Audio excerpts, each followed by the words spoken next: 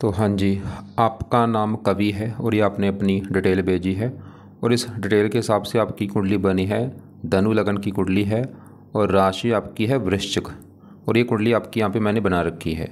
आपने जो सवाल लिख के भेजे हैं, विवाह के बारे में पूछा है और भी कामकाज के बारे में पूछा है, धन संपत्ति के बारे में पूछा है, फ्यूचर के बारे में पूछा है, कुंडली कैसी है, कौन से उपाय करने हैं, तो पूरा आपको मैं विस्तार में समझाऊंगा। सबसे पहले तो आप ये समझो कि ये जो कुंडली होती है इसमें होते हैं 12 घर। 12 घर पहले आप समझो।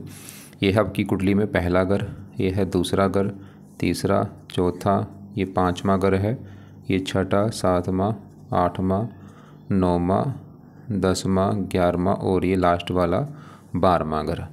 अब ये जो 12 घर मैंने लिखे हैं, इन 12 घरों से आपके जीवन के बारे में कुछ ना कुछ पता किया जाएगा। जैसे कि इस पहले घर से हम पता करेंगे आपका जो शरीर है वो कैसा होगा, हेल्थ कैसी होगी, आपकी स्वभाव कैसा होगा।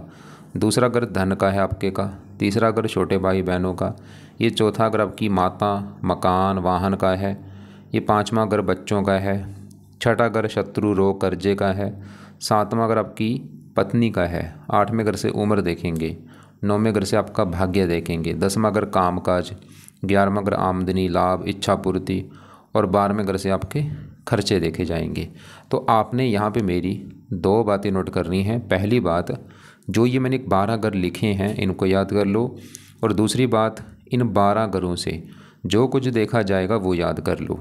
अब आप ये देखो, आपने इस कुंडली में देखना क्या है वो घर देख लो। जैसे मान लो आपने देखना है अपनी पत्नी के बारे में, देखना है आपने कि पत्नी कैसी होगी, तो पत्नी का जो घर है वो कौन सा था, ये 7वां घर। 7वें घर से भाई आपकी पत्नी देखेंगे। अब 7वें घर में एक नंबर लिख रखा है, देखो यहाँ पे 3 लिखा है। 3 है मिथुन राशि, माल किसका है, बुध। तो बुध को देख के पता चलेगा आपकी पत्नी के बारे में। ऐसे ही मान लो आपकी माता के बारे में जानना है, तो माता का जो घर है वो है चौथा घर। चौथे घर से माता देखी जाएगी और चौथे घर में नंबर लिखा है 12।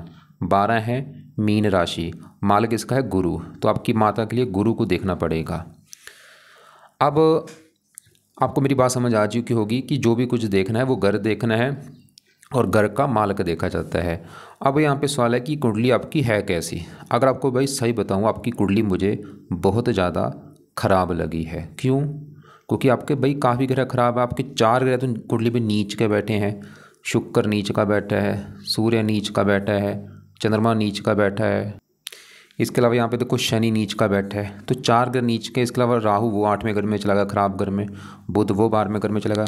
ज़्यादातर आपके ग्रह खराब है। बस आपका ये मंगल कुछ अच्छा है, गुरु अच्छा है, ज़्यादातर ग्रह भाई कुंडली में ख़राब है। कुंडली काफ़ी मतलब आपकी ख़राब है और इसकी वजह से क्या होगा, आपको लाइफ में काफ़ी दिक्कतें, परेशानियाँ, रुकावटें, सभी दिक्कतें आएंगी लाइफ में। कामकाज भी दिक्कतें, विवाह में भी दिक्कतें, भाग्य की हानि होना, सभी प्रकार की दिक्कतें लाइफ में आएंगी।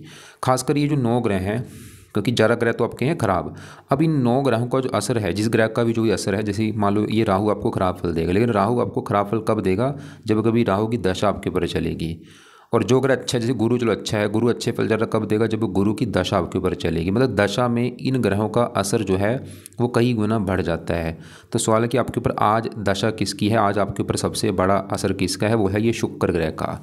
मतलब इन 9 ग्रहों में आपके ऊपर सबसे ज़्यादा जो असर है वो भाई इस शुक्र ग्रह का है, क्योंकि शुक्र की चल रही है आपके ऊपर बड़ी महादशा। कब से चली है, ये 9वां महीना 24 में चली है।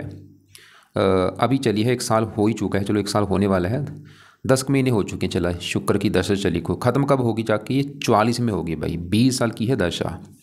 मतलब पिछले 10 महीने से शुक्र की चली है महादशा, जो कि अभी 20 साल चलेगी आपके ऊपर। और एक होती है अंतरदशा, वो भी देखो शुक्र की है, वो भी अभी चली है 9वें महीना 24 में और जनवरी 28 में ख़त्म होगी। तो अभी आपके जीवन में, जहाँ आपकी लाइफ में जो भी चीज़ें हो रही हैं, जो कुछ हो रहा है वो बड़ा करनी शुक्र ग्रह है भाई। जो भी आप खा रहे हैं, पी रहे हैं, काम कर रहे हैं, बड़ा शुक्र है। तो सबसे पहले शुक्र को ही अभी देखेंगे कि ये कुंडली में अच्छा है या बुरा है। अगर तो अच्छा है फिर तो देगा अच्छे फल, अगर बुरा निकला बुरे फल देगा। लेकिन बुरी बात क्या है, शुक्र आपका ख़राब है क्योंकि नीच का बैठा है और मार्किश भी है। 2 कारणों से ख़राब है, एक तो नीच का, ऊपर से मार्किश। मतलब शुक्र आपको बुरे फल देगा, थोड़े बहुत अच्छे फल देगा।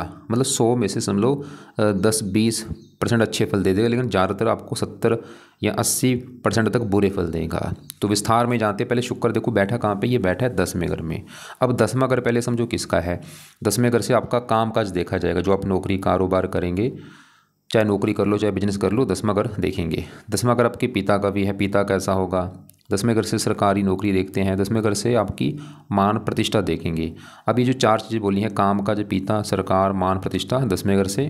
और आपको मैंने भी एक फार्मूला बोला था, घर का मालक देखना है। तो 10वें घर में क्या लिखा है, 6 है कन्या राशि, मालक है बुध। तो इस बुध को देख के पता चलेगा आपके 10वें घर के बारे में। और बुध के अलावा क्योंकि 10वें घर में शुक्र बैठा है, शुक्र को भी देखना पड़ेगा। तो अभी हम पहले शुक्र की बात करेंगे। तो शुक्र बैठा है 10वें घर में, और वहाँ पे जो 6 है कन्या राशि में नीच का बैठा है। तो शुक्र क्यों खराब है, नीच का बैठा। वो क्या खराब फल देगा, शुक्र आप किस 10वें घर को खराब कर देगा भाई। 10वां घर काम काज का है, शुक्र आपके काम काज में दिक्कतें पैदा करेगा बहुत सारी। मतलब ये जो शुक्र की जो दशा चली है इसमें आपकी काम काज में दिक्कतें आएंगी, नौकरी कारोबार में दिक्कतें। 10वां घर पिता का है, पिता संबंधी कुछ ना कुछ दिक्कतें देगा। या तो पिता से बनेगी नहीं, या पिता बीमार होगा, या पिता की सपोर्ट नहीं मिलेगी। 10वां घर सरकार का है, सरकारी कामों में दिक्कतें आएंगी, मान हानि आपकी कर देगा। और शनि शुक्र जो है इस कुंडली में 2 घरों का मालक, उन 2 घरों को भी लेके आपको दिक्कतें आएंगी। एक तो शुक्र का घर है अपना, ये मतलब बैठे इस घर में है लेकिन इसका अपना घर है ये छठा घर, क्योंकि छठे घर में देखो 2 लिखा है, 2 है वृष राशि, मालक इसका शुक्र होता है।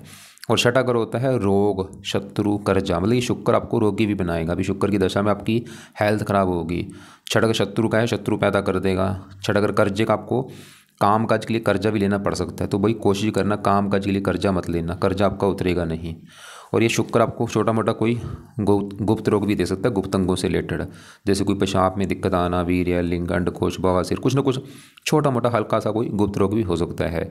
शुक्र होता है प्रेम प्रसंग। अगर आप प्रेम करते हैं, प्रेम प्रसंगों में आपकी दिक्कत आ सकती है, विवाह में दिक्कतें आए, क्योंकि शुक्र विवाह का कारक होता है, पत्नी का कारक, पत्नी को लेकर दिक्कतें आना।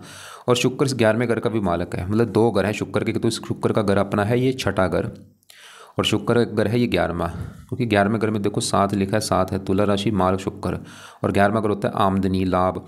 शुक्र अभी आपकी शुक्र की दशा में आपकी इनकम को लेकर दिक्कतें आएंगी, आपके कामकाज में लाभ नहीं होगा, क्योंकि लाभ का मालिक नीच का बैठा, लाभ भंग योग बना है, इच्छाएं पूरी नहीं होने देगा, बहुत सारे बुरे फल देगा। आप चाहे नोट कर भी लेना, जब से दशा आई होगी दिक्कतें आपको आ रही होंगी जो मैंने बोली हैं। लेकिन ये अच्छे फल क्या देगा, इसकी 7वीं दृष्टि पड़ेगी चौथे घर के ऊपर। यहाँ पे जो 12 लिखा है मीन राशि, शुक्र की है उच्च राशि, ये चौथे घर का वैसे अच्छा कर देगा। चौथा घर है मकान वाहन, मतलब शुक्र की दशा में आपको फिर भी मकान का सुख मिल जाएगा, वाहन का सुख मिल जाएगा, भूमि जमीन जायदाद ये सुख मिल जाएंगे आपको। मकान वाहन का सुख है लाइफ में, लेकिन बाकी बुरे फल तो देगा ही। लेकिन अगर आप चाहते हैं कि भाई शुक्र आपका बिल्कुल अच्छा हो जाए, ऐसा क्या किया जाए, तो शुक्र के अभी आपको मैं जो 5-6 उपाय बताने वाला हूँ वो आपने उपाय करने हैं। और ये जब तक ये दशा आप उपाय करते रहना इसके। बाकी आपको मैंने और भी काफ़ी अभी उपाय बताने हैं, लेकिन कोशिश करूँगा चलो कम से कम आपको उपाय बताने की। लेकिन शुक्र के उपाय तो भाई ज़रूर करना, क्योंकि इसका सबसे बड़ा आपके ऊपर असर है। तो शुक्र के उपाय में से पहला जो उपाय है, आप कम से कम शुक्र का मंत्र एक माला जरूर करो। और ये कब करना है, चाहे सुबह कर लो, चाहे शाम को कर लो, चाहे दोनों टाइम कर लो। मंत्र है ओम शुम शुक्राय नमः, ओम शुम शुक्राय नमः। दूसरा, शुक्र कवच का पाठ आपने पढ़ना है या इसको सुना करो। तीसरा, शुक्र स्तोत्र का पाठ पढ़ लिया करो या सुन लिया करो। अब यहाँ पे मैंने 2 पाठ लिखे हैं, 2-2 मिनट के पाठ हैं। अगर तो पढ़ने आते हैं पढ़ लिया करो, या इनको ऑडियो लगा के सुन लिया करो। कब, सुबह शाम दोनों टाइम, या एक टाइम निकाल लेना भाई। अगर दोनों टाइम नहीं कर सकते तो एक टाइम जरूर करो। चौथा उपाय है, शुक्र का आपने करना है दान, और ये दान करना है शुक्रवार को। क्या दान होता है आपको मैं वीडियो अलग से भेज दूँगा। 5वां उपाय है, शुक्र की देवी है माता लक्ष्मी जी, तो आप माता लक्ष्मी जी की पूजा उपासना किया करो। अब माता लक्ष्मी जी की पूजा उपासना में क्या करना है, जहाँ तो माता लक्ष्मी जी के मंदिर अगर है वहाँ पे माथा टेकने आप जा सकते हैं, नहीं है मंदिर कोई, तो माता लक्ष्मी जी का कोई ना कोई पाठ रोजाना पढ़ा करो। जैसे कि एक पाठ है सिद्ध महालक्ष्मी स्तुति का पाठ है वो पढ़ लो, या श्री सूक्त का पाठ पढ़ लो, या कनकधारा स्रोत का पाठ पढ़ लो। तो ये पाठ से आपकी लाइफ में धन भी आएगा। वैसे और भी उपाय हैं, जैसे छठा उपाय है, अगर आपको व्रत रखना आता है आप शुक्र देवता का व्रत रख लो, व्रत की जो कथा है वो कर लेना। 7वां उपाय है, शुक्र देवता की आरती किया करो। तो ये मैं ऐसा नहीं बोलूँगा कि सभी आप उपाय करो, मतलब जो आपको वैसे सभी उपाय मेन है, बेस्ट उपाय हैं। कोशिश करो सभी उपाय करने की, लेकिन फिर भी जो उपाय नहीं कर सकते, जैसे कि अगर आपको लगता है कि मैंने व्रत कभी नहीं रखा तो रहने देना चाहिए, कोई बात नहीं। बाकी ये उपाय तो आप कर ही लोगे। दोबारा मैं बोल दूं कि शुक्र का मंत्र चाहे दोनों टाइम करो या एक टाइम जरूर करो, कम से कम 1-2 माला। और दोनों जो पाठ है 2-2 मिनट के पाठ है, 4 मिनट आपके लगेंगे ओनली। तो 4 मिनट निकाल के पाठ पढ़ने हैं या सुनने हैं। और शुक्र का दान शुक्रवार को करना है। और माता लक्ष्मी जी का कोई ना कोई पाठ पढ़ लिया करो। और व्रत कथा आपको कर सकते कर लो, नहीं तो आप बाकी रहने दो। और शुक्र देवता की आरती करनी है पाठ पूजा के बाद आखिर में। चमकीले कपड़े कम पहना करो, रंग बिरंगे कपड़े कम यूज़ करो, वाइट कपड़े कम यूज़ करो, परफ्यूम कम लगाया करो। और लड़कियों की इज्जत किया करो, इससे शुक्र आपका और अच्छा होगा। जो भी लड़कियां हैं, छोटी बड़ी लड़कियां हैं, उनकी रिस्पेक्ट करो, उनको गंदी निगाह से मत देखो, कभी उनको मतलब छेड़ना नहीं, उनको कोई गलत कोई ऐसी मत बोलना, बल्कि उनकी इज्जत करनी है, प्यार से बोलो, गलत निगाह से नहीं देखना, नहीं तो शुक्र आपका ज़्यादा ख़राब हो जाएगा। अब ये तो ही शुक्र की बात, क्योंकि मैंने आपको पहले बोला आपके 4 ग्रह भाई नीच का बैठे हैं और नीच का ग्रह अच्छा नहीं होता। अब इसी घर में सूर्य बैठा है। अब असल की सूर्य कैसा, ये भी खराब है, कुछ अच्छे फल देगा लेकिन ज़्यादा खराब फल, क्योंकि सूर्य जहाँ बैठा है 11वां घर। अब 11वां घर होता है आमदनी का घर। आपकी जो आमदन है वो कैसी होगी। 11वां घर लाभ का भी होता है, बड़े भाई बहनों का, इच्छा पूर्ति का। और फार्मूला था 11वें घर का मालक देखा जाए तो 11वें घर में लिखा है 7 तुला राशि, मालक कौन है, शुक्र। और शुक्र हम पहले देख चुके, जो कि हमें अच्छा नहीं लगा क्योंकि वो नीच का बैठा है। तो शुक्र मतलब 11वें घर को लेकर दिक्कतें देगा, आमदनी को लेकर दिक्कतें, कामकाज में लाभ ना होना। बल्कि 11वें घर में आकर जो सूर्य बैठा है उसको भी देखना पड़ेगा। अब सूर्य 11वें घर में यहाँ पे जो 7 है तुला राशि में नीच का बैठा है। भाई सूर्य भी खराब है क्योंकि नीच का बैठा है, तो सूर्य भी इस घर को लेकर दिक्कतें देगा, 11वें घर को, इनकम को लेकर दिक्कतें आना, कामकाज में लाभ ना होना, बड़े भाई बहनों को लेकर दिक्कतें आना, इच्छाएँ पूरी ना होना। और सूर्य का अपना घर है ये 9वां घर। इस 9वें घर से आपका भाग्य देखा जाएगा, आपका भाग्य कैसा होगा इस 9वें घर को देखना पड़ेगा। और 9वें घर का जो मालक है, 9वें घर में लिखा है 5 सिंह राशि, मालक सूर्य है। तो भाग्य सूर्य नीच का बैठा है भाई, भाग्य भंग योग बना है, भाग्य साथ नहीं देगा। भाग्य उदय करने के लिए काफ़ी लाइफ में दिक्कतें परेशानी आपकी आएंगी, सूर्य ये दिखा रहा है। तो सूर्य का बुरा फल एक तो आपके भाग्य की हानि करेगा, पिता संबंधी दिक्कतें देगा, और भी 11वें घर को खराब कर देगा, काम काज में दिक्कतें, लाभ ना होना। और एक आपने बोला था आप सूर्य को जल देते हैं, वैसे इसके भी कई उपाय हैं, लेकिन यहाँ पे देखो जी फिर उपाय ज़्यादा हो जाएंगे। पहले एक बार मैं सभी घर आपके कवर कर दूँ, फिर आपको मैं बताऊंगा क्या उपाय हैं। अब आपके यहाँ पे देखो 12वें घर में बुध और चंद्रमा बैठे हैं। अब ये जो 12वां घर है ये भाई घर अच्छा घर नहीं होता, एक खराब घर होता है, क्योंकि इस 12वें घर से खर्चा, हानि, दान दंड, हॉस्पिटल, पागल खाना, विदेश यात्रा, जेल यात्रा, हत्या, आत्महत्या, ऐसी खराब चीज़ें देखते हैं।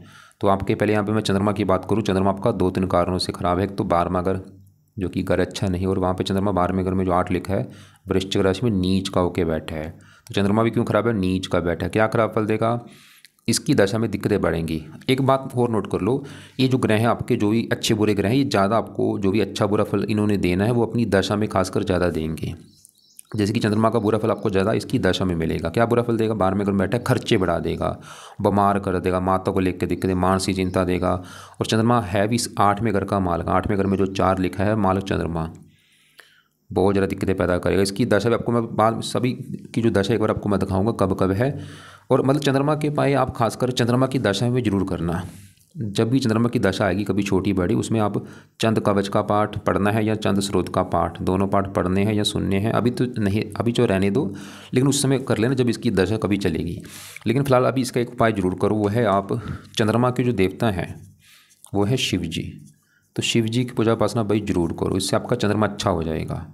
और इसके जो पाठ मैंने बोले हैं चंद कवच चंद स्रोत, वो उस समय पढ़ना जब चंद्रमा की कभी दशा आपके ऊपर चलेगी। अब इसी घर में बुध बैठा है, बुध भी भाई दिक्कतें देगा, क्योंकि बुध एक तो ये 12वां घर अच्छा घर नहीं, और यहाँ पे जो 8 लिखा है मंगल घर बैठा है, और बुध मंगल को अपना दुश्मन मानता है। और बुध इस कुंडली में 2 घरों का मालक है, उन 2 घरों को लेकर दिक्कतें आएंगी। एक तो बुध का घर है ये 7वां घर, और 7वां घर है आपकी पत्नी का घर। पत्नी कैसी होगी, 7वां घर देखेंगे। और 7वें घर का जो मालक है हमने उसको देखना है, तो 7वें घर में 3 लिखा है मालक बुध। तो पत्नी के लिए बुध को देखा जाएगा। और बुध कहाँ बैठा है, 12वें घर में, खराब घर में, दुश्मन का घर। और 7वें घर से 6ठा घर बुध की वजह से बना है, विवाह भंग योग बना है। बुध ये दिखा रहा है कि आपको विवाह संबंधी भाई दिक्कतें आएंगी, कुछ ना कुछ। क्या दिक्कतें आएंगी, जहाँ तो विवाह में देरी होना, जब विवाह अगर हो भी जाता है पति पत्नी में बनेगी नहीं, लड़ाई झगड़े होते रहेंगे आपकी, या पत्नी खर्चीले स्वभाव की होगी, या पत्नी के ऊपर आपके खर्चे ज़्यादा होंगे, कुछ ना कुछ दिक्कतें पत्नी को लेकर बुध देगा आपको। और बुध एक और घर का मालक है 10वें घर का, कि जो 10वां घर आपको मैंने बोला था आपके काम काज का घर है, पिता का घर है, सरकार, मान प्रतिष्ठा। और 10वें घर में क्या लिखा है 6, मालक कौन है बुध। तो 10वें घर का मालक बुध भाई 12वें घर में, बुध आपके काम काज में भी दिक्कतें पैदा करेगा, नौकरी कारोबार में दिक्कतें लगी रहेंगी, पिता संबंधी दिक्कतें। और खासकर बुध की दशा में ये दिक्कतें आएंगी, मतलब जब भी कभी बुध की दशा चलेगी उसमें आपको पत्नी को लेकर दिक्कतें आएंगी। बुध की दशा में काम काज में दिक्कतें आएंगी और भी आपको पिता, सरकार, मान हानि भी होगी आपकी। तो मैं बार बार आपको जो बोल रहा हूँ, दशा में इन ग्रहों का अच्छा बुरा फल बढ़ जाएगा। अब ऐसे ही राहु बैठा, भाई राहु भी आपको दिक्कत देगा, खासकर राहु की जब भी दशा चलेगी छोटी बड़ी। तो पहले यहाँ पे राहु की दशा देखो कब है। राहु की दशा ये आपकी आगे आएगी 67 में बड़ी दशा, या छोटी दशा देख लेते हैं कब है। छोटी दशा ये आपकी चलेगी 31 से लेकर 34 तक। तो ये साल लिख लो अपने पास, 2031 से लेकर 2034 तक। उस समय राहु की जो दशा होगी वो समय आपका खराब होगा। क्या राहु बुरे फल देगा? राहु पहले सवाल है कि बुरा क्यों है। एक तो बैठा है 8वें घर में, या 8वां घर भी, मतलब राहु सबसे ज़्यादा खराब फल देता है 8वें घर में। तो आपका बैठा है 8वें घर में, और यहाँ पे जो 4 लिखा है चंद्रमा घर में बैठा है। चंद्रमा को अपना दुश्मन मानता है और चंद्रमा है भी नीच का।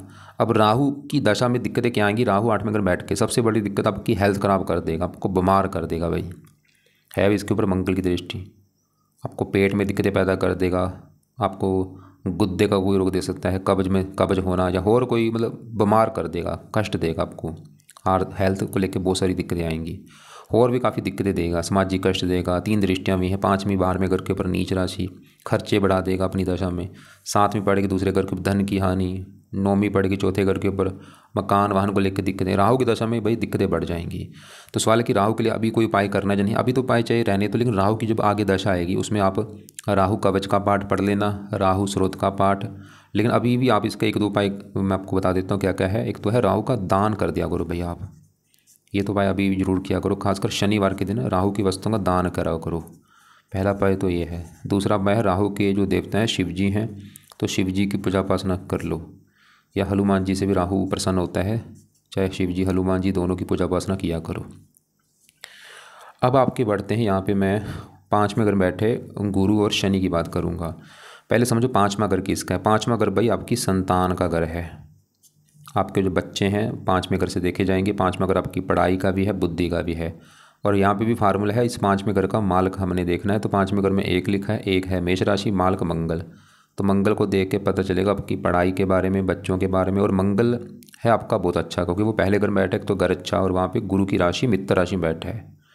मंगल तो फिर भी ये दिखा रहा है कि आपको चलो संतान का सुख मिल जाएगा, आपको पढ़ा लिखा बनाएगा, बुद्धिमान बनाएगा। मंगल और भी अच्छे फल देगा, वो भी मैं बात करता हूँ उसकी।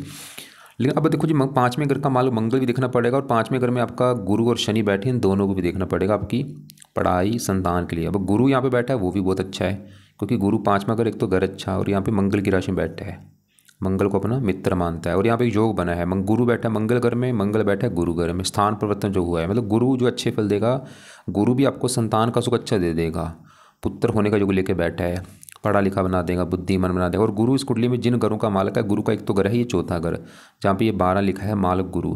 चौथा घर है माता, मकान, वाहन। गुरु की वजह से फिर भी आपको लाइफ में मकान, वाहन ये सुख मिल जाएंगे। मकान वाहन का सुख मिल जाएगा गुरु की वजह से, संतान का भी सुख मिलेगा, संतान सुख देने वाली होगी, गुरु ये दिखा रहा है। और गुरु की दशा अच्छी जाएगी। गुरु आपके पहले घर का भी मालक है, जहाँ पे 9 लिखा है मालक गुरु। पहला घर आपका शरीर, स्वभाव, रंग, रूप, पर्सनैलिटी। 9वीं दृष्टि से अपने घर को देख भी रहा है। गुरु तो ये दिखा रहा है कि आपका भाई शरीर अच्छा होगा, हेल्थ अच्छी, स्वभाव अच्छा, रंग रूप अच्छा, पर्सनैलिटी अच्छी। गुरु आपको धार्मिक बनाएगा, परोपकारी बनाएगा, विद्वान बनाएगा, भगवान पर विश्वास होगा। गुरु की दशा बहुत अच्छी जाएगी। 5वीं पड़ेगी 9वें घर के ऊपर, भाग्य घर के ऊपर। गुरु की दशा में फिर भी चलो भाग्य कुछ साथ देगा। तो गुरु आपका भाई बहुत अच्छा है। पीले कपड़े ज़्यादा पहना करो, पीला पुखराज भी आप धारण कर सकते हैं। और अब गुरु के साथ जो शनि बैठा है ये है खराब, क्योंकि शनि 5वें घर में यहाँ पे जो 1 लिखा है मेष राशि में नीच का बैठा है। जैसे शुक्र क्यों खराब था, नीच का है। सूर्य क्यों खराब है, नीच का है। चंद्रमा क्यों खराब है, नीच का है। ऐसे शनि भी खराब है, नीच का बैठा है जो 1 है मेष राशि। अब शनि क्या खराब फल देगा? शनि भाई इस 5वें घर को खराब कर देगा। अब गुरु देखो जी 5वें घर का अच्छा कर रहा था कि संतान का सुख अच्छा है। 5वें घर का मालक मंगल भी अच्छा था कि संतान का सुख अच्छा, लेकिन ये 5वें घर में जो शनि बैठा है ये 5वें घर को खराब कर देगा। गुरु शनि थोड़ा सा संतान संबंधी चिंता देगा आपको कुछ ना कुछ। वो मुझे जैसे कि आपकी संतान में देरी होना, या संतान का आपकी पत्नी का गर्भपात हो जाना, या संतान मृत पैदा होना, कुछ ना कुछ दिक्कत आएगी। कम से कम एक संतान आपकी नष्ट हो सकती है शनि की वजह से। और शनि इस कुंडली में 2 घरों का मालक है, उन 2 घरों को भी लेकर दिक्कतें आएंगी। और वो 2 घर हैं, एक तो शनि का घर है ये, दूसरा घर, और दूसरा घर कुंडली में है धन का घर। आपके धन के बारे में जानना है। दूसरा घर, दूसरे घर का जो मालक है दूसरे घर में लिखा है 10 मकर राशि, मालक शनि, और वो नीच का बैठा। धन का मालक शनि भाई नीच का बैठा, धनहीन जो बना है शनि की वजह से। शनि आपको धन को लेकर दिक्कतें पैदा करेगा, धन की हानि होना, धन खर्च होना, संतान के द्वारा भी धन आपका खर्च हो सकता है। और शनि तीसरे घर का मालक का छोटे भाई बहनों को लेकर दिक्कत आना। अब यहाँ पे देखो जी, आपका शनि भी नीच का है, सूर्य भी नीच का है, लेकिन यहाँ पे एक योग बना है, क्योंकि सूर्य देख रहा है शनि को और सूर्य क्या करेगा, शनि के नीच को भंग कर देगा, और शनि देख रहा है सूर्य को। मतलब ये शनि सूर्य आप, मुझे फिर भी लग रहा है कि ये थोड़े बहुत आपके मतलब इनके बुरे फल हो सकता है आपको ज़्यादा ना मिले, क्योंकि एक दूसरे को दृष्टि दे रहे हैं। नीच भंग यहाँ पे थोड़ा बहुत नीच भंग राजयोग लागू बनेगा, जिसे कहते हैं नीच भंग राजयोग। फिर भी आपको मैं इनके थोड़े बहुत उपाय बता देता हूँ। जैसे शनि के 2 उपाय जरूर करो। पहला उपाय है शनि के लिए शनि मंत्र भाई जाया करो आप, और दूसरा उपाय शनि चालीसा का पाठ पढ़ा करो। तो ये मैंने क्यों बोले हैं, शनि मंत्र और शनि चालीसा। शनि चालीसा का पाठ पढ़ना है रात को और शनि मंत्र जाना है हर शनिवार को। इससे शनि का बुरा फल आपको नहीं मिलेगा। और शनि अगर अच्छा होगा, क्योंकि वो धन का मालक, भाई धन संबंधी दिक्कतें आपकी दूर होंगी, संतान संबंधी चिंता नहीं आएगी, पढ़ाई में दिक्कतें नहीं आएंगी। बाकी राहु के लिए आपको मैंने राहु का दान बोला है, शिव जी की पूजा उपासना या हनुमान जी। और शुक्र के आपको ज़्यादा उपाय बोले हैं। गुरु अच्छा उसके उपाय रहने दो, मंगल अच्छा उसके उपाय रहने दो।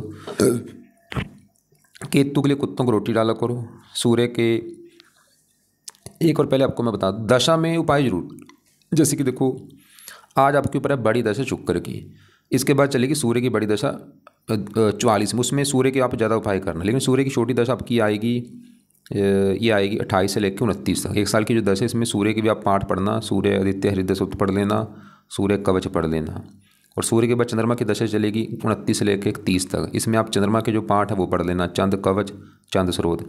चंद्रमा के बाद मंगल की दशा है कि मंगल तो चलो अच्छा उसको रहने दो। फिर राहु की दशा में राहु के जो पाठ मैंने बोले थे, राहु कवच राहु स्रोत पढ़ लेना। राहु के बाद गुरु की दशा, वो भी अच्छा है। शनि की फिर दशा है कि शनि के लिए शनि के तो उपाय करते रहो, शनि मंत्र जाना और शनि चालीसा। और बुध की 40 से लेकर 43 तक दशा है। अब ऐसी कंडीशन में क्या होता है भाई, क्योंकि ग्रह ज़्यादा खराब, इसकी वजह से आपको मैं फिर बोलूँगा लाइफ में बहुत सारी दिक्कतें आएंगी, चाहे काम काज है, चाहे धन है, चाहे भाग्य की हानि, चाहे पत्नी को लेकर दिक्कतें आना। अब अगर आप चाहते हैं कि ये दिक्कतें आपकी दूर हों, आप मतलब जीवन में आगे बढ़ पाएँ, धन संपत्ति मिले, एक तो जो मैंने उपाय बोले वो आपको करने पड़ेंगे। दोबारा फिर बोल दूँ, शुक्र के उपाय तो बहुत ज़रूरी हैं जो मैंने बताए हैं। और इसके अलावा आपको मैंने शनि के जो उपाय 2 बोले वो भी करो, शनि मंत्र जाया करो, शनि चालीसा, इससे आपको धन लाइफ में धन आएगा। और राहु के 2 उपाय जो बोले, राहु का दान शनिवार को करना है, दान राहु का मैं आपको भेज दूंगा क्या है, और शिव जी की पूजा उपासना।